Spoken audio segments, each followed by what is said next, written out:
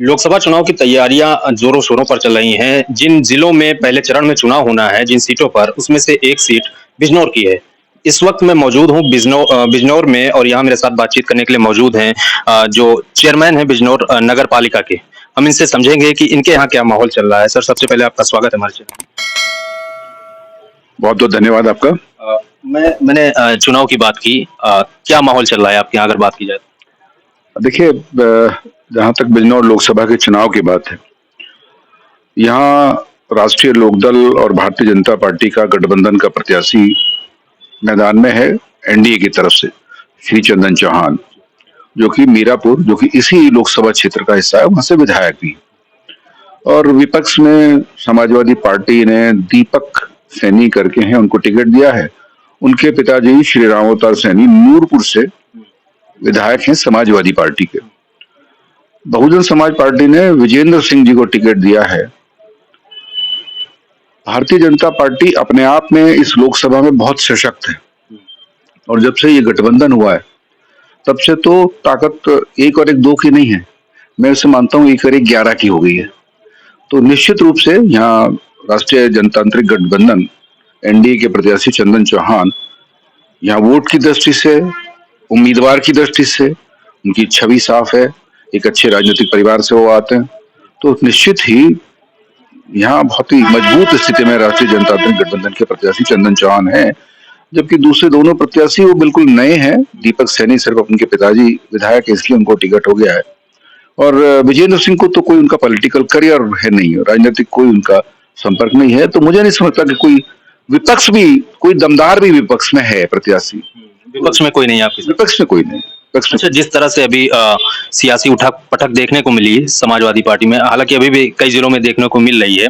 यहाँ भी समाजवादी पार्टी से योगेश जी, शायद उनका टिकट हुआ था, अगर जहां तक मैं सही हूँ, यशवीर जी। उसके बाद दीपक सैनी जी को टिकट दिया गया। आप कैसे देखते हैं इन सब घटनाक्रम? नहीं, ये सब उनकी भ्रमित है, उनका नेतृत्व विपक्ष से भ्रमित है। सही मायनों में अगर मैं कहूँ को जनवरी 22 के बाद से ही जो राम मंदिर में प्राण प्रतिष्ठा का कार्यक्रम हुआ था, और उसकी जिस प्रकार से तैयारी भारतीय जनता पार्टी उसके सहयोगियों ने की थी, उसके बाद से पूरे उत्तर प्रदेश में माहौल परिवर्तन है। और उत्तर प्रदेश में नहीं, पूरे भारत में परिवर्तित है। उसका प्रभाव उत्तर प्रदेश में भी है, पश्चिमी उत्तर प्रदेश में भी है। और मैं अक्सर कहा करता था, मैं भारतीय जनता पार्टी का कार्यकर्ता हूं, मैं कहा करता था कि भारतीय जनता पार्टी ने तो 22 जनवरी को ये चुनाव समाप्त कर दिया लोकसभा का। सिर्फ उत्तर प्रदेश में हम 80 की 80 सीटें जीतेंगे या उनमें से एक दो सीट हमारी कम हो जाएगी, इसका फैसला होना बाकी है 4 जून को। हम तो चुनाव लड़ चुके हैं, हम घर घर जा चुके हैं, हम एक एक घर गए हैं। हमने लोकसभा चुनाव में कोई इतना गहन घर घर संपर्क नहीं कर सकते कोई भी विपक्षी दल, और वो तो वैसे ही भ्रमित है। उनको यही नहीं पता कि कौन सा प्रत्याशी लड़ाना है। विनाश काले विपरीत बुद्धि, मैं इतना ही कहूंगा विपक्ष के लिए। अच्छा, राम मंदिर का जो हुआ प्राण प्रतिष्ठा कार्यक्रम जनवरी में था। कुछ लोग कह रहे हैं ऐसा तो नहीं है कि चुनाव जो है बहुत लेट पीछे चला गया, उसका प्रभाव खत्म हो गया? नहीं नहीं, ऐसा नहीं, हिसाब से क्या लगता है? ऐसा ऐसा ऐसा बिल्कुल नहीं है, ऐसा बिल्कुल नहीं है। देखिए, वो एक समय निर्धारित था, तभी होना था। चुनाव का अपना समय तभी निर्धारित होना था। पर भारतीय जनता पार्टी का भारतीय समर्थक, मतदाता, कार्यकर्ता, वो अपने जो इश्यूज हैं, ये इशू कोई राम मंदिर का इशू भारतीय जनता पार्टी के लिए, मतदाताओं के लिए, समर्थकों के लिए कोई ये तात्कालिक विषय नहीं है। ये पिछले 50 साल से है, तब से जीवित है, तब से लोगों के दिल में है। और इस बार तो निश्चित रूप से उसका प्रभाव आएगा ही।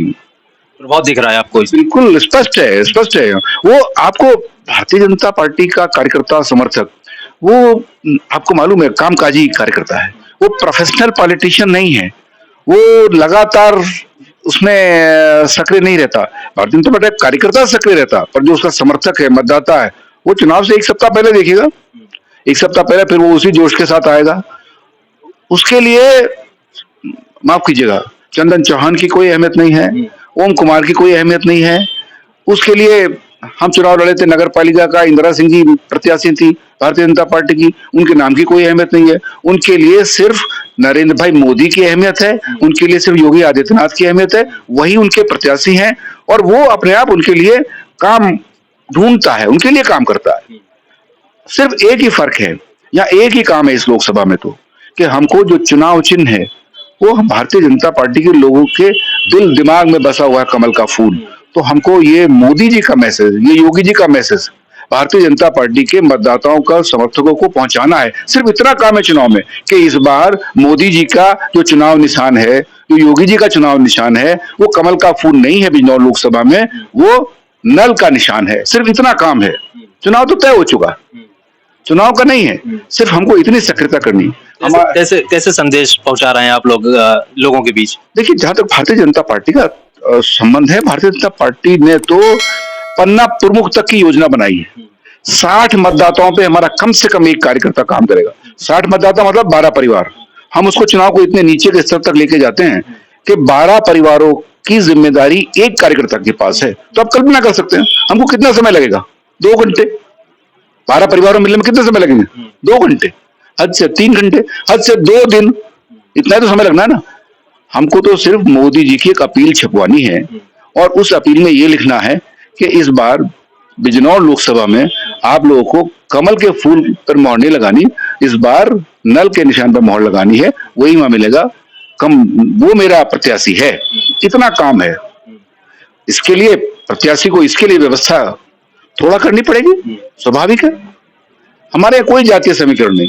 भारतीय जनता पार्टी का कार्यकर्ता तो सिर्फ भारत माता की जय के लिए काम करता है, वंदे मातरम के लिए काम करता है, राष्ट्र प्रथम के लिए काम करता है। हमको कोई इस बात से लेना देना नहीं है कि चंदन सिंह जी किस बिरादरी से हैं, डॉक्टर बीरबल सिंह किस बिरादरी से हैं, हमको कोई फर्क नहीं पड़ता। हमको सिर्फ कमल के फूल को वोट देना था। अब कमल का फूल नहीं है, मोदी जी का आदेश है कि नल पर मोहर लगानी, तो हम सब उस पर मोहर लगाएं। मिला के निचोड़ ये है कि मोदी जी और योगी जी का चेहरा लोग देख रहे हैं। बिल्कुल बिल्कुल बिल्कुल। लोकसभा का चुनाव है तो मोदी जी का चेहरा है और उसके साथ हमारी डबल इंजन की सरकार है, तो स्वाभाविक रूप से हमारे योगी जी वो भी हमारा चेहरा है।